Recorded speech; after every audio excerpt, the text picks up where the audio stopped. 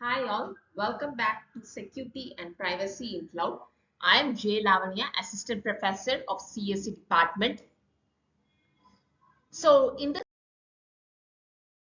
video, we are going to discuss on the Unit 5.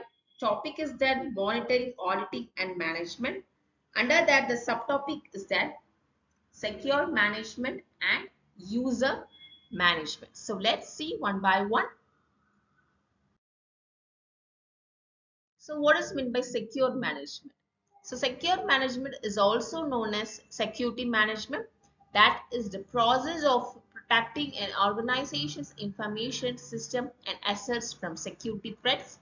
It involves identifying vulnerabilities, implementing policies and procedures, and training employees to reduce the risk and ensure the data protection. So this holistic approach includes both physical and digital security measures.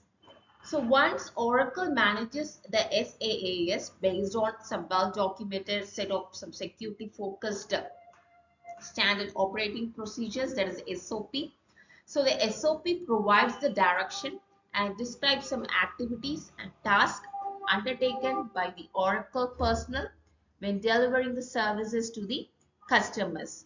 So this standard operating procedures are managed centrally and are available to authorized personnel through some Oracle's intranet on a need-only basis. Okay, and all network devices, servers, OS, applications, and databases underlying Oracle Cloud Services are configured and maintained, auditing, and logging.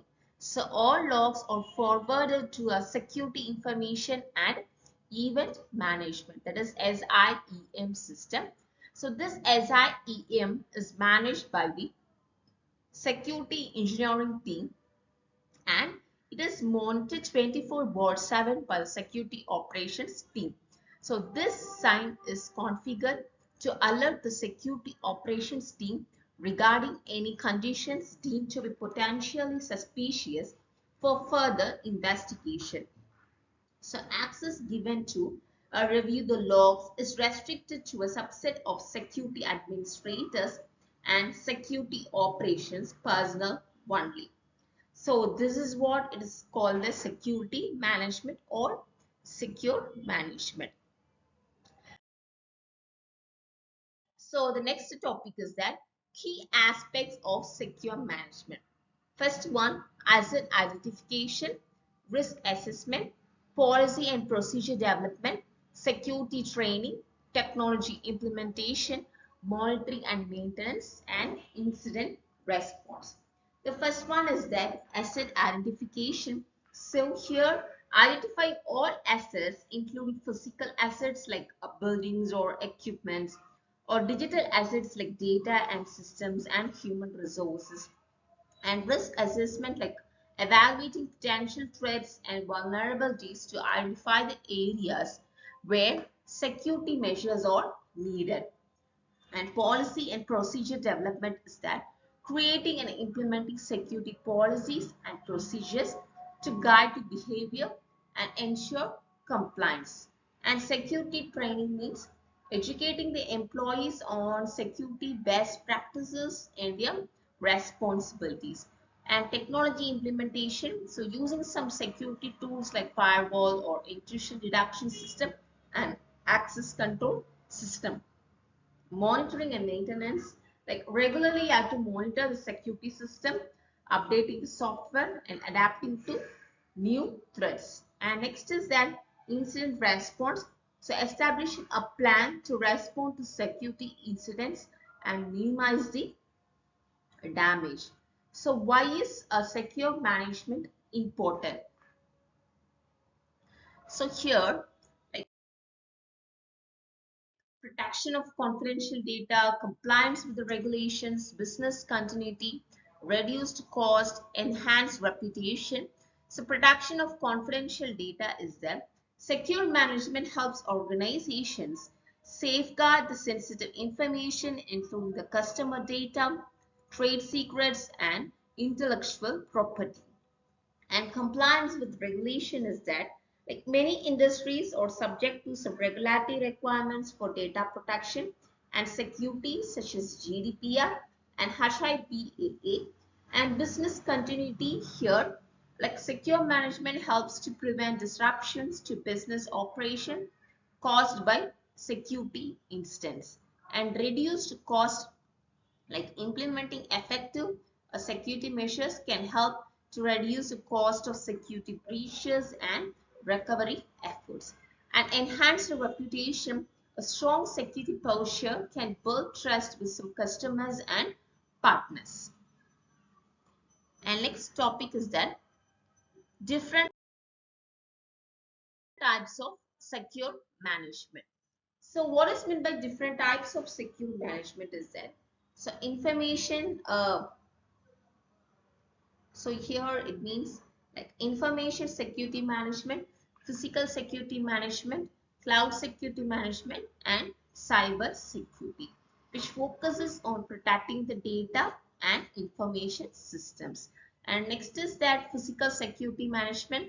So here it deals with the physical protection of assets, facilities, and personnel. And next, cloud security management. So here it involves addresses the security of data and application that is hosted in the cloud. Okay. And cyber security specifically addresses the security of networks and information system against the cyber threats. Okay, so this is all about the different types of secure management. Some secure management applications, if you take, can refer to some software tools designed to safely manage sensitive data, operations, or the system, which protects them from unauthorized access, breaches, or misuse. So it could involve like password managers, like apps like a Big Warden, One Password, and LastPass that securely store some login credentials. And secure file management apps like a Trezor or synchronous.com for encrypted file storage and sharing. And identity and access management, that is IAM, with tools like Okta, Microsoft Intra ID, which is formerly Azure AD, or ForgeRow for controlling who has access to what in an organization. And endpoint management, like secure apps like Microsoft Intune or VMware Workspace ONE or JamWeb to manage the devices and ensure security compliance. Project management with security focus is that tools like Trello or Asana with some added security layers like SSO integration and end-to-end encryption. And secrets management vaults like HashiCorp, Vault AWS Secrets Manager or Azure Key Vault, which protects the API keys, passwords, certificates, etc. Okay, and secure communication management like apps like Signal, Wire, or Microsoft Teams enterprise version is used for encrypted communication. So this is all about the secure management. Now we will discuss on the topic called user management. So a user management is a system that is used for handling the user accounts, including creating, controlling the privileges, deleting them when they're no longer needed. So it balances the user's needs with some organizational security. So due to like increased cybersecurity attacks and some regulatory pressure, businesses are implementing identity and access management, that is IAM, to improve their cybersecurity posture. So IAM is a framework that includes processes, policies, and technologies for managing some digital identities. So user management is a subset of IAM that can help you perform the following IAM functions. So identifying and authenticating users, managing access by assigning the roles and permissions, tracking user activities to detect unauthorized access, enforcing the policies related to user access and activities. Okay, so how these user management has evolved. So user management, which is used to solely of easily guessable username password combination that granted wide lateral privileges to a system has matured into a permissionless that model that incorporates mobile devices, IoT devices, and artificial intelligence for dynamic, scalable, and security processes. So traditional on-premise identity providers like IDPS, the earliest user management system like Active Directory, were physically located within an organization's IT department. So this on-premise model worked well within a perimeter-based security model where the users primarily access their accounts in the office and setting up a fence to protect the devices that were physically connected to your network. That was reasonable security practices. However, the user management was handled manually and required a significant amount of administrative oversight. And cloud-based IAM, as software as a service models became more popular and remote work moved employees and their devices offsite. So organizations transitioned to cloud-based IAM such as Entra ID, Forgero, and Google Workspace. So this shift provided more flexibility and scalability. Okay, and it was cost effective without the need to invest in a prohibitively, or even a smaller business, could implement secure user management practices such as encryption, a multi-factor authentication, and continuous monitoring. And advanced modern usage management services like today's user management services have continued to add features to combat sophisticated cyber threats and integrate with other systems. And many are capable of linking multiple identity providers and trust a framework and can analyze the user behavior to spot anomalies that could signal security threats. So by including the AI algorithms and automating many processes, a modern user management system are easier and more secure than the past versions. And if you take, so what are the key functions of a user management? Like it has as a core function of IAM, a user management system include features to provide the right people with the right resources at the right time for the right reasons. So it also includes functions to foster compliance with major cybersecurity and regulatory frameworks. And next, like user onboarding and offboarding is that when new employees or customers need access to your network, the user management system can set up some new accounts and provision them with the necessary resources. For employees, the system can integrate with HR to set up some new accounts and grant access based on their roles. So when users leave the system, an offboarding process revokes access and deletes the accounts. So they can't be used by some malicious actors to breach the network. Okay. And next, like role-based access control. A role-based access control grants the users based on their job. Not everyone in an organization needs to access the same resources. A salesperson might need to see the information about the customers, while a data scientist only able to manipulate the core database. When someone changes the roles within an organization, their access will automatically be updated to reflect the resources they need. Okay, so this is the principle of least privilege that is fundamental to an effective cybersecurity posture. And it includes the following steps. Like we have to define the roles based on some job functions, trying to access the roles rather than the individual resource, and automatically adjusting the access as the roles change. Okay, and that also involves some like profile management. So user management platforms include features for managing the user data such as name, contact information, job title, and department. So audit trials and monitoring. So auditing and monitoring capabilities let you track the user's activity and login attempts. So you can detect and respond to some security issues in a real time for some companies, such as a publicly traded ones, so this is a regulatory requirement. So for all organizations, it's a best practice and helpful during some incident response, right?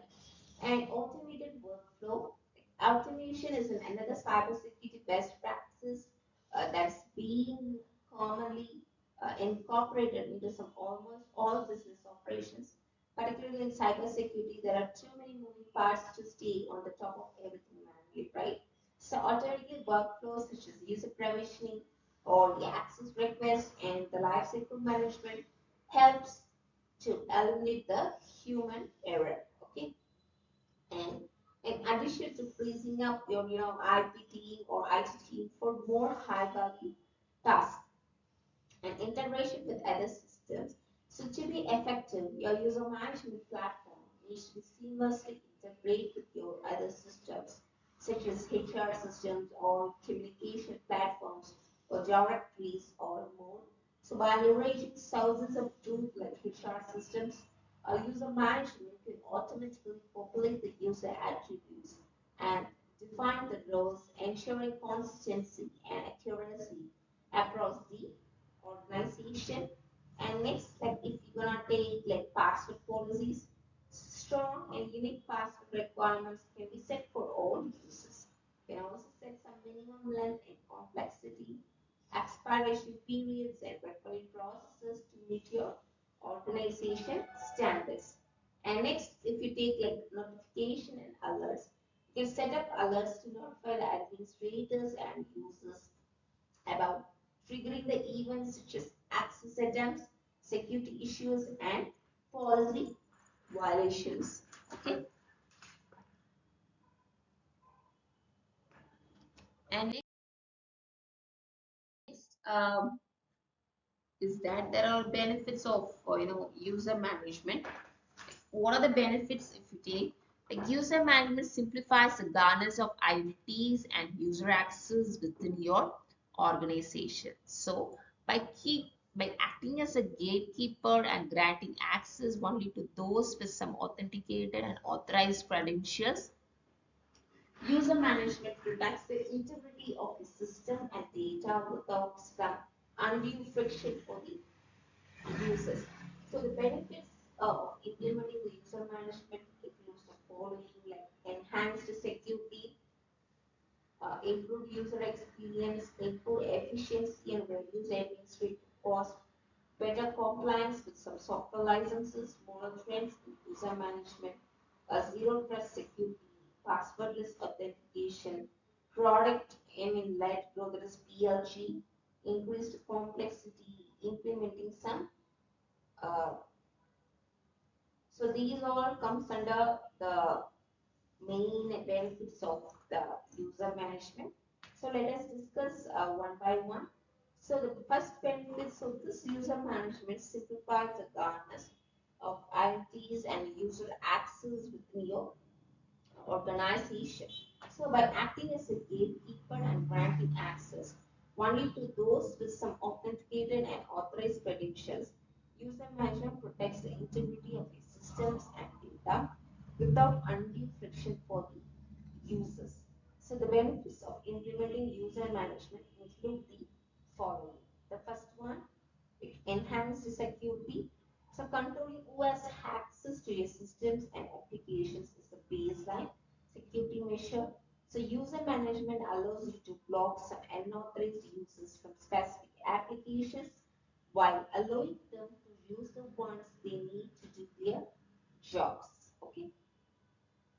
It also improves security through some password policy enforcement or least privilege access and adherence to the data protection regulations. Okay, and improve user experiences.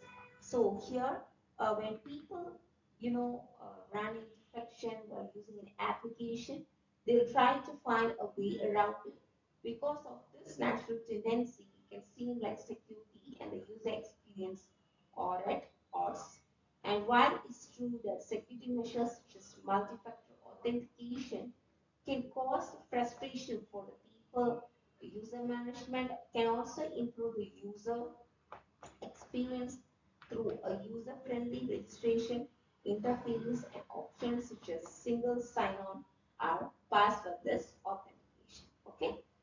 The next benefit, if we take, like improved efficiency and reduced administrative cost.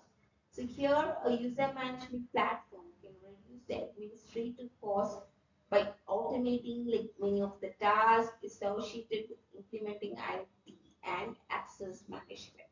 It relieves your IT department of much of the burden of manually resetting the passwords and individually assigning access restrictions. Consolidating user accounts into a single system also minimizes redundant work of handling multiple systems. Okay, and better compliance with software licenses. Software companies like often price their license based on the number of users, and user management efficiency tracks who's using a specific license and how many licenses you're using at any given time. And the system can automatically allocate the licenses based on some rules so that you can optimize your package and avoid violating your license agreements. Okay. And modern trends in user management, as cybersecurity has evolved in response to new ways of working with and accessing data. So user management has changed to reflect these kind of priorities. Some current trends in user management include the following, like zero trust security, never trust or always verify. So this is the backbone of zero trust security, and implementing a zero trust security framework requires all users to be continuously authenticated and monitored while they access the application system or the network.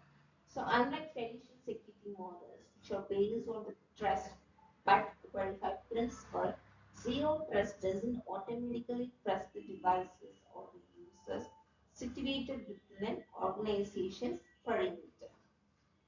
Okay, and passwordless authentication. So even in 2024, when most reputable applications enforce at least basic complexity and length requirements for setting some passwords, the most common password, 1, 2, 3, 4, 5, 6. So people don't like following secure password procedure at all. So any complex passwords are difficult to remember and hard to use. So two trade will also make them more secure, and passwordless authentication measures such as one-time code, proximity patches, and biometric logins, which create a more secure authentication process without adding friction for the users. And product-led growth, that is PLG. As a marketing strategy, product-led growth can drive exceptional results for a digital application. The core of a PLG technology is creating a product that's so compelling that it inevitably attracts and retains the users. So this is impossible without effective user management. Since security and user-centric design are necessary elements for a product to go viral, no one brings about an application that is clunky and difficult to use. And increased complexity like as the digital landscape becomes more complex with some increased attack services and regulatory requirements. So the tools you need to manage the different working parts of your digital infrastructure. Even the most skilled and well-equipped IT teams need third-party tools to implement the compliance and cybersecurity best practices. The third-party user management tools automate and enforce these best practices so your system is more secure and your IT team can focus on some high-value activities rather than repetitive tasks. And it's like implementing user management solution. IAM includes multiple processes and policies for handling user management. So there is no single best type of user management solution. The best option for the organization will depend on the factors such as size, number of users, types of licenses, physical premises, and how the users access your system. So although many user management solutions offer similar services, there are significant differences in how they are hosted and the amount of control you have over the backend. An on-premise identity provider, which is hosted on your data center servers. This option can be good for large businesses or that have ample on-site space and fully staffed and highly skilled IT teams. So with an on-premise solution, you have complete control over the solution. You can customize the features and have more options for data management and security. So your team, you can also tell the integrations with the system and applications you're currently using. And cloud-based IAM, like if you take for cloud-based IAM, so identity as a service solutions are cloud-based and managed by the third-party vendors. So they are simpler than on-premise solution and costless to set up and maintain. Since they are priced as a subscription, they are usually more cost effective for some small businesses that may not have the resources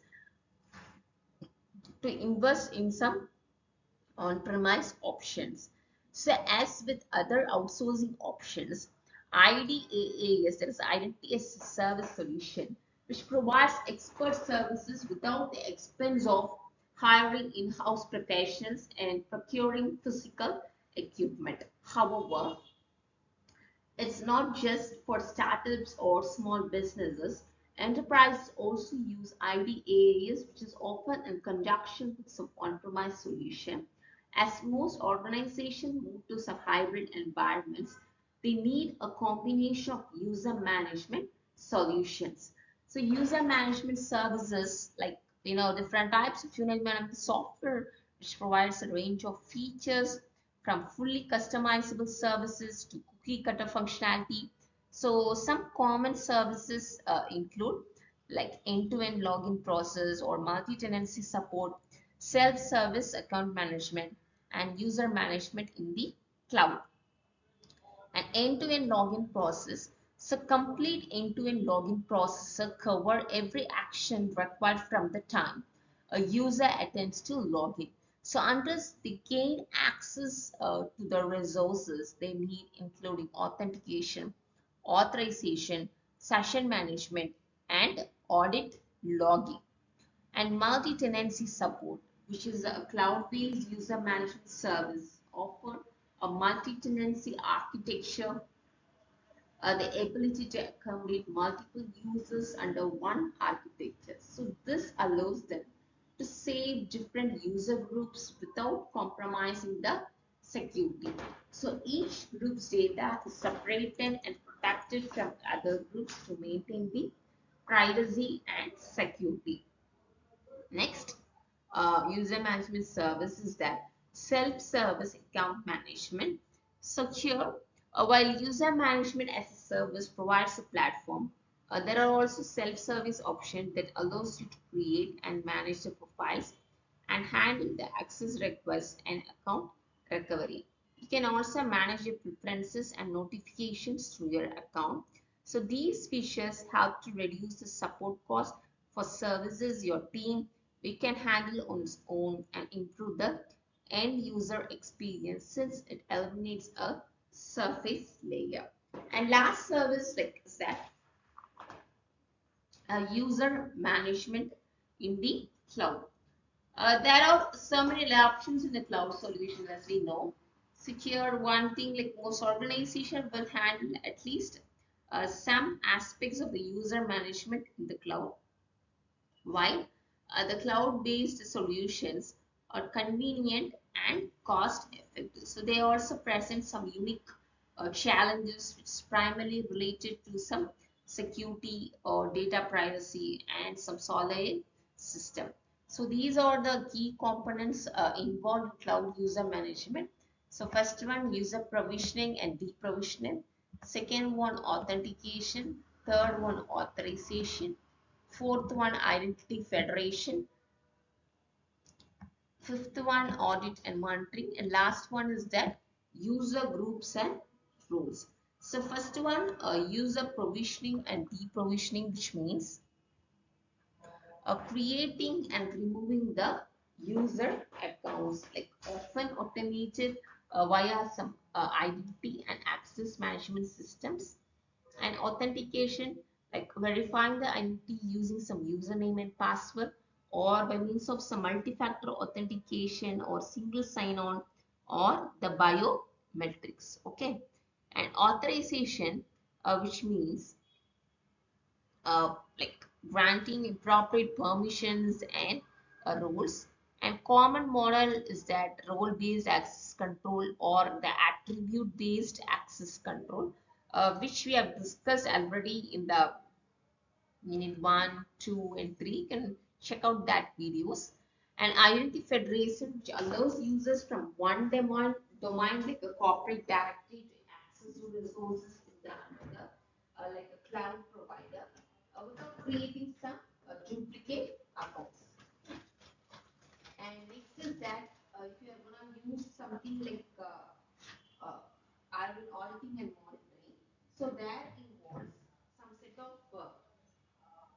tracking the user activity for the compliance, okay, and which involves various authentication as well as the surveillance, which you're gonna use it, and common model like role-based access control or the attribute-based access control. And we can look at log and report helps in threat detection and forensic site analysis. And user groups and roles, like if you want to use some to policies, we can able to use some these groups and roles, and assigning the roles with some defined permissions that I like admin or the developer or the viewer, these we can able to assign the roles with the defined. And next, challenges and solution for managing the users in cloud environment. So most businesses use a multiple cloud-based system, many of which include internal user management tools, or this can lead to some fractured IAM system that is redundant and scattered. Okay, so bringing all of your applications under a comprehensive user management platform, which unifies your IAM and allows you to manage user identities consistently and securely.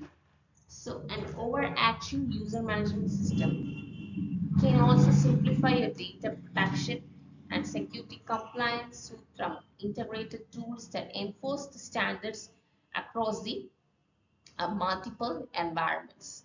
And identity and access management versus resource access management, IAM versus RAM, they can overlap, but they have some fundamentally different scopes. Like IAM can manage the multiple resources under the umbrella of managing identities. So RAM is a more focused and granular solution for managing access to some specific cloud resource.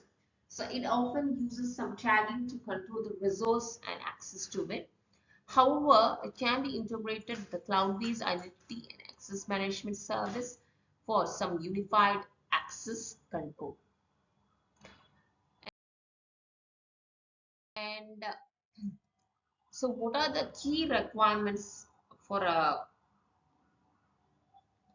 cloud-based, user management tools is that while each tool function differently, and most will automate the following key features. The first one, like uh, there are so many things. So these are the tools like IAM software, user provisioning software, directory service and integrations tools, self-service password management tools. Okay, and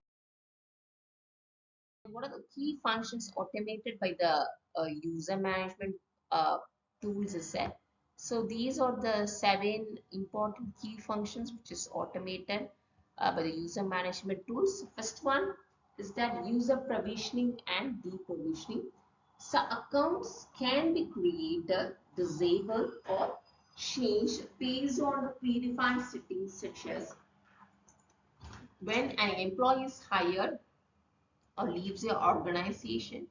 This facilitates efficiency by creating the user account as soon as they are needed, while maintaining the security by immediately disabling the accounts to minimize the security risk associated with open or inactive accounts.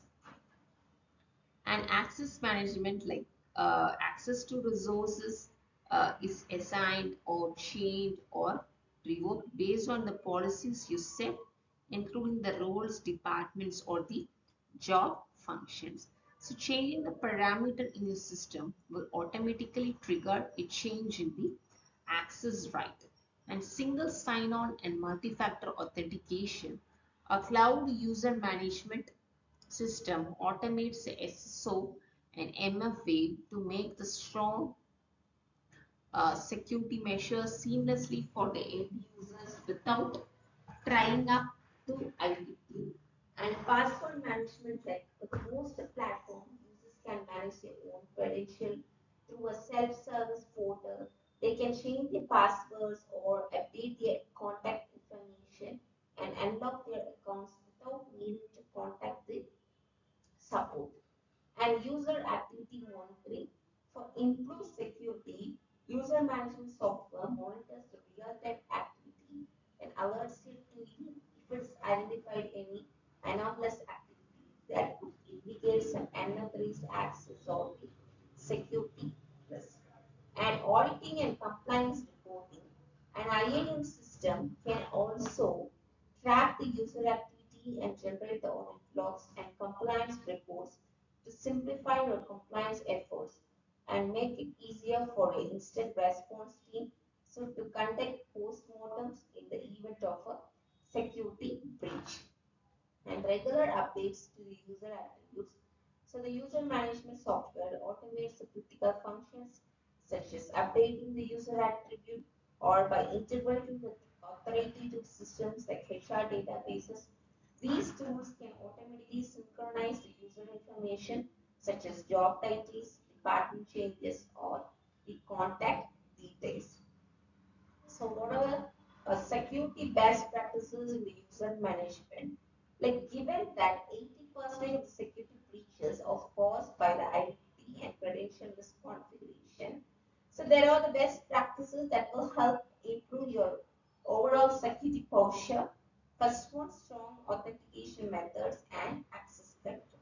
So implementing strong authentication measures doesn't have to create friction for the users, particularly if you use passwordless methods such as biometric login or the authentication tokens. Taking a layered approach to authentication improves your chances of blocking and authorized access. So in the event that one measure fails, the others also still in place. So regularly we have to audit and monitor. So there's a history. As recently the global cloud strike outage on July 19th, 2024, that no matter how comprehensive your security measures are, you're still exposed to some risks. So conducting some regular audits and continuously monitoring, which can help mitigate these kind of risks. And audits can expose some previously unidentified risks, so you can take some proactive measures to prevent the breaches, while monitoring can help you track down the origin of the security incident if one occurs. And what about instant response strategy?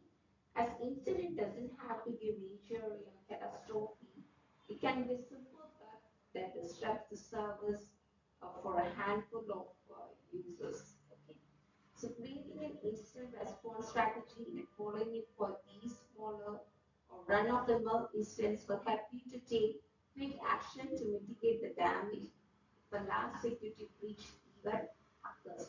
And what about some case studies and examples is that companies of all sizes have improved their security and managed their compliance obligations with some user management solutions. So there are some real world examples of successful user management implementation.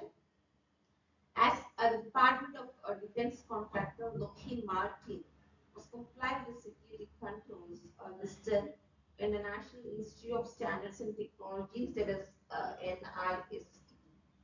So there is a special publication 800-174, which includes the user management using some metrics of privilege secure for discovery. The company was able to facilitate secure access for privileged accounts and achieve the compliance.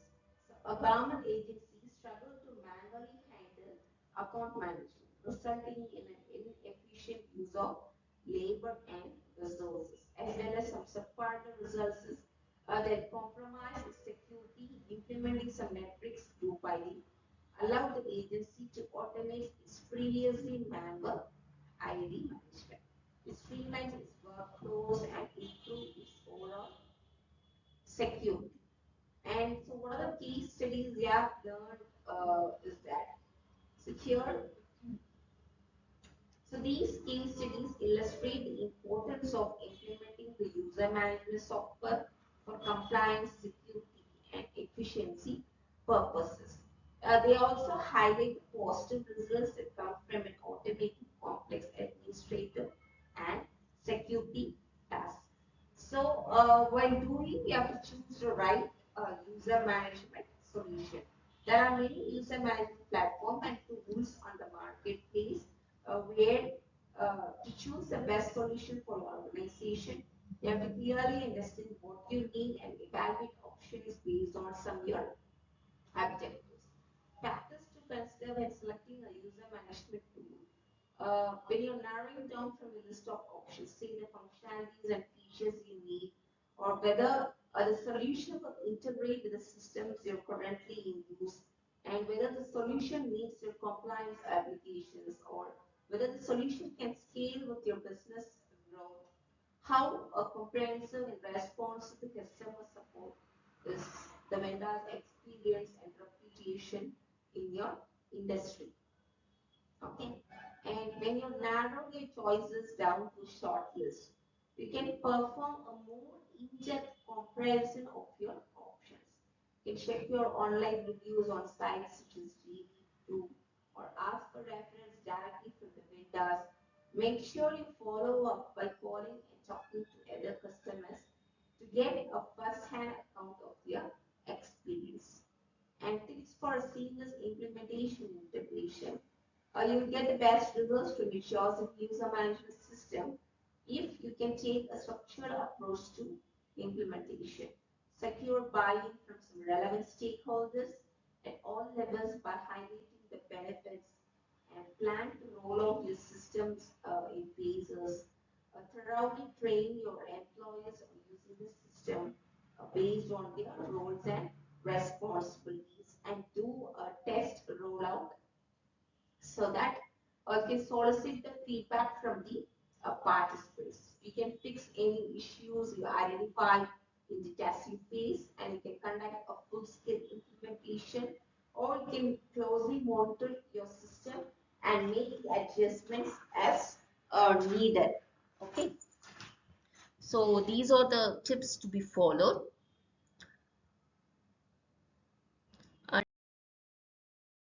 Next, the diagram shown here. Like if you take regarding this is the overall diagram and how it is approached. Like there will be some database and central database and manage the user profile, and there will be some self-registration over here and self-service password reset, and how these user management is used in some organization. Like we can able to manage the user profile, or we can able to add, update, or delete. And similar to that, all user attributes are updated across various applications when a user is created, updated, or deleted in the IDP.